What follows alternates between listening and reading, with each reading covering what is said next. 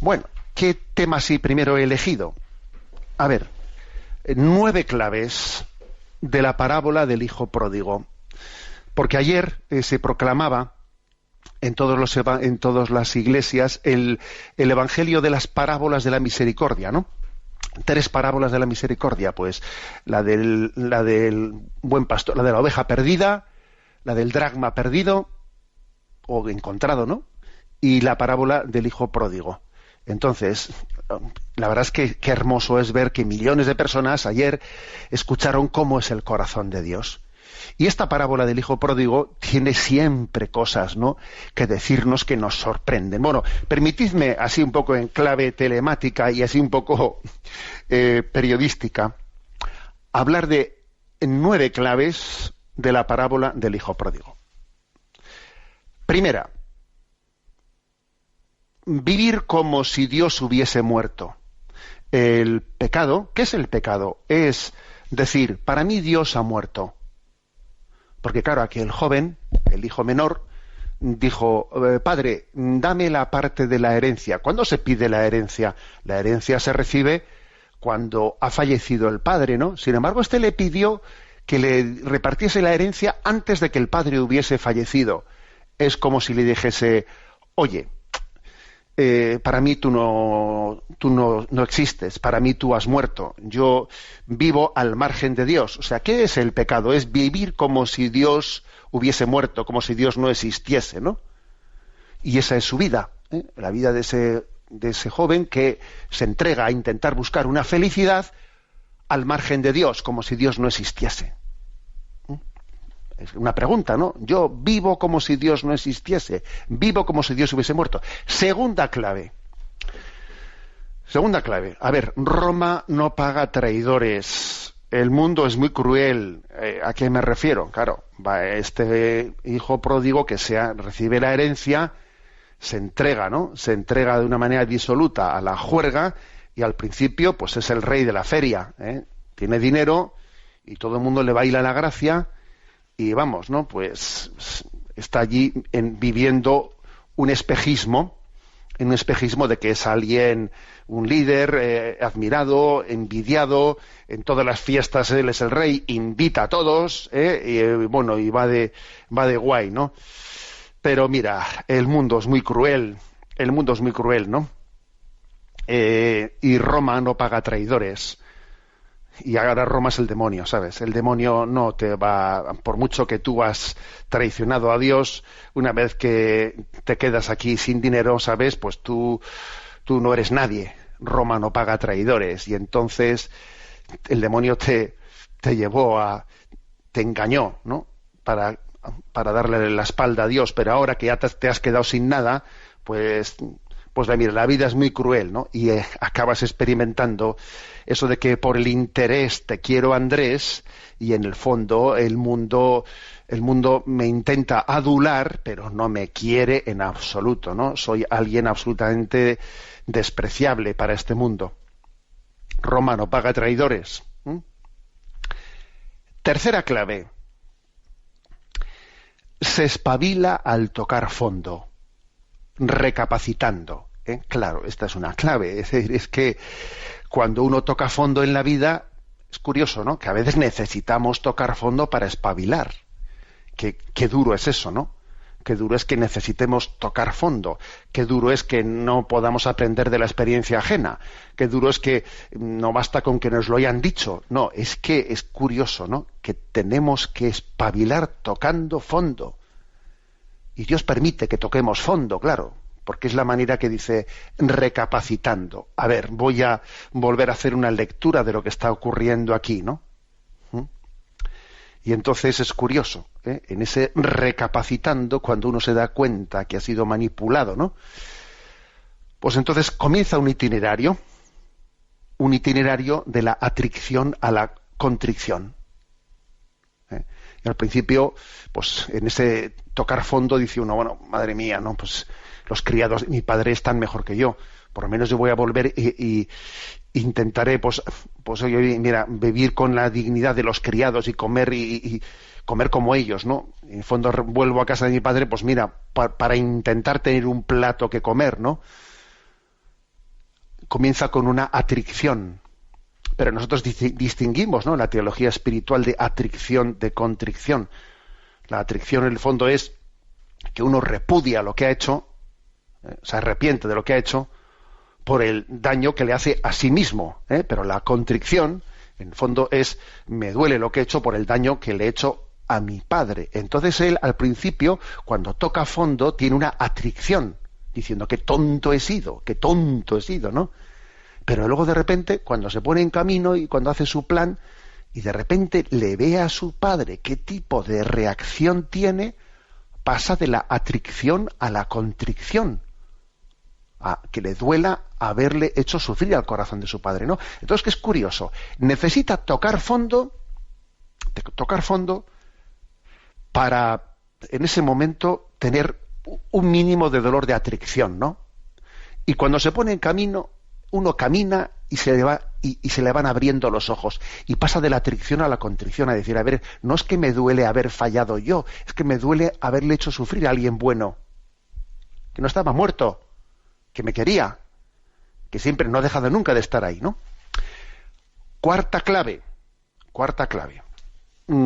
Esta es la parábola del nombre con el título equivocado, porque siempre la hemos llamado parábola del hijo pródigo, y en realidad es la parábola del Padre misericordioso. Es la parábola del título equivocado, porque claro, lo central en esta parábola es que cuando él va allí con su atracción, con su cálculo un tanto egoísta, ¿no? Pues bien pensado, le diré, recíbeme como un siervo, etcétera, cuando tenía todo, tenía hecho un cálculo estratégico de cómo volver a casa como criado. Es que claro, cuando todavía estaba lejos, su padre lo vio y se le conmovieron las entrañas y echó a correr, se le echó al cuello y le cubrió de besos. Es que esta es la parábola del título equivocado. Es que es un título equivocado. En realidad el protagonista verdadero de esta parábola es el Padre misericordioso, ¿no? Que sorprende en su amor gratuito, sorprende cómo no se ha quemado, cómo no se ha hartado de mí, a ver cómo no me manda a freír espárragos. O sea, entonces sorprende la paciencia de Dios, ¿no? Sorprende su misericordia. Me quedo perplejo diciendo, pero madre mía, pero Señor, todavía no te has hartado de mí. Es una parábola que tiene un nombre equivocado. Quinta clave. Oye, se es hijo para siempre. La condición filial es indeleble. No se puede dejar de ser hijo. De repente, claro, llega allí el padre, le sale fuera, le cubre de besos y de repente dice, traedle el manto nuevo, ponerle el anillo, ponerle las sandalias, y entonces en ese manto, en esas sandalias, en ese anillo, le está poniendo los signos, los atributos que le identifican como hijo, porque le está dando el anillo, el vestido del hijo, que siempre han estado guardaditos en casa. Le está dando, o sea, es decir, nunca se deja de ser hijo. Es como cuando uno va y dice, no, vengo a apostatar, vengo a que me borren del libro del bautismo. Le digo, óigame usted, es que uno no puede dejar de ser hijo. No, arráncame la hoja de ese libro. A ver, déjese usted arrancar. ¿Se cree usted que por arrancar el libro de esa hoja usted va a dejar de estar en el corazón de Dios como hijo? Nunca se deja de ser hijo. Y la sorpresa es que siempre he sido hijo. Porque fíjate, aquí me ponen el anillo, las sandalias y el manto del hijo, que estaban ahí en ese armario que eran el tuyo, ¿no? Nunca se deja de ser hijo. Sexta clave. La sexta clave es, oye, el perdón es una fiesta. El perdón es una fiesta. De repente, el Padre organiza una fiesta para celebrarlo. Oye, hay una fiesta en el cielo cada vez que Dios perdona. Dios disfruta perdonando. Nosotros decimos, hoy tengo fiesta, ¿no? Pues porque, yo qué sé, porque he ganado esto, porque me han dado un premio, porque voy a celebrar esto y tal. Unos dicen mi cumpleaños, el otro. ¿Dios cuándo hace fiesta? ¿En qué fiesta? ¿En qué fecha de cumpleaños? No, Dios hace fiesta cuando puede perdonar. El perdón es la fiesta de Dios. Y entonces allí Él lo organiza. Oye, qué curioso. El perdón es la fiesta de Dios. Y yo a veces estoy ahí un poco como sostenido por el tentador, porque me da vergüenza ir a pedir perdón, pero ¿cómo que te da vergüenza? Pero si Dios quiere hacer una fiesta, no le impidas a Dios hacer una fiesta. Vete y pídele perdón, porque Él quiere celebrar esa fiesta, y celébrala con Él, porque es la fiesta del perdón. Séptima clave. La séptima clave es: los dos hijos, los dos hermanos, tenían el mismo problema. Aparentemente eran muy distintos, el menor y el mayor, ¿no? Pero en el fondo, los dos eran iguales. Claro, tú fíjate qué reacción de cabreo tiene el hermano mayor que llega allí, ¿no? ¿Y por qué digo que eran iguales? Porque aunque los pecados que cometían el uno y el otro eran diferentes, muy diferentes, porque uno se había ido a gastar todo el dinero con prostitutas y se había emborrachado y el otro esas cosas no las había hecho. El tipo de pecados que tenía el otro eran muy diferentes, eran de envidia, eran de rencor, eran un tipo de pecados muy distintos el del uno y el del otro. Pero aunque los pecados fuesen distintos, el pecado en singular era el mismo. Porque el pecado en singular, ¿qué es el pecado? El pecado es no acoger el amor de tu padre. El pecado es no dejarte amar por Dios. El pecado es que el amor de Dios no es amado. Eso lo dijo el Señor a Santa Margarita María de Alacoque. El amor no es amado. A ver, y en eso es el mismo el pecado del hijo pequeño que el del otro. Que el hijo pequeño dice: yo no disfruto en esta casa, me aburro con Dios. El amor de Dios me aburre, me voy de esta casa. Y el hermano mayor, pues idem de Oden. El hermano mayor coge y dice: a mí nunca me has dado un cabrito para comer. Y dice: hijo, ¿cómo me dices eso? Si todo lo mío es tuyo. Yo estaba gozando de estar contigo aquí. ¿Tú no gozabas de estar conmigo o qué? ¿Tú no disfrutabas de estar con el Padre en esta casa? Pues es que ese es el drama, que tampoco él estaba dentro de la casa, pero no gozaba del Padre. Estaba en la casa, pero no estaba en el corazón de su Padre. Y el otro lo mismo, se había ido fuera. El pecado de los dos era el mismo, era no disfrutar de su Padre. Entonces, al final, esta es la clave, ¿no? La séptima clave a la que me estoy refiriendo. Los dos hermanos eran iguales. El pecado de fondo era el mismo. Octava clave. El padre en la calle otra vez. Oye, el padre siempre está en la calle. Estaba en la calle esperando al hijo pequeño y salía y el otro pensaba que le iba a encontrar a su padre en casa, que iba allí, no, y se encuentra con que sale a la calle a recibirle. Ahora de nuevo el padre a la calle, vuelve a salir a la calle para intentar que el hermano mayor a ver si lo mete dentro. Este es un padre que está en la calle. Este es un padre callejero. Sí. Dios Padre es callejero. Es callejero. Está en la calle, no está esperando a que volvamos nosotros a casa, Ha salido a buscarnos. ¿Sabes dónde está Dios? Dios está en la calle. Ha salido a nuestro encuentro. Y por último, ¿no? La novena clave de esta parábola. La novena clave es la de decir: ¿sabes que hubo un hijo mayor, el hijo ideal, el que debiera haber sido, que finalmente aconteció en Jesucristo?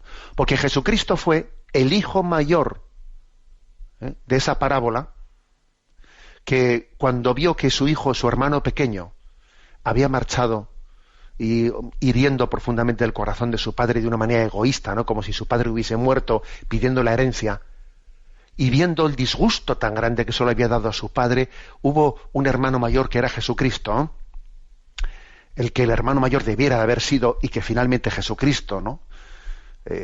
Pues fue el que reflejó esa imagen, que le dijo: Padre, yo quiero darte muchas alegrías que de alguna manera compensen el disgusto de mi hermano pequeño, pero yo sé que tu corazón no se va a ver consolado hasta que él vuelva. Padre, envíame, yo iré a por mi hermano pequeño, y no volveré a casa sino después de haberlo encontrado, y cargarlo sobre mis hombros, y lo traeré como la oveja perdida.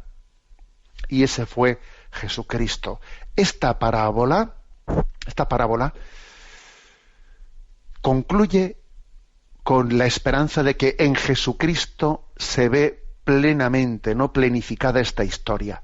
Jesucristo es ese Hijo del Padre que participa plenamente, ¿no?, del sufrimiento por el pecado, que tiene el corazón de su Padre y que al mismo tiempo ese dolor lo transmite en un deseo, en un celo de redención del mundo entero. Y te dice, ¿me ayudas a mí a pastorear el mundo? ¿Me ayudas también tú que eres oveja a ser pastor? ¿Y tú que eres pastor también no olvides de que eres oveja? Bueno, pues sabéis lo que os digo. Este domingo, cuando la gente ha escuchado estas parábolas de la misericordia, el mundo ha tenido una oportunidad de cambiar. Sí, el mundo ha tenido este domingo una oportunidad de cambiar, escuchando la palabra de Dios que se nos ha proclamado. Quien haya acogido esas parábolas de la misericordia ha introducido dentro de su vida, ha introducido un elemento que va a cambiar la realidad, ¿no? Y la va a renovar y la va a hacer plenamente nueva.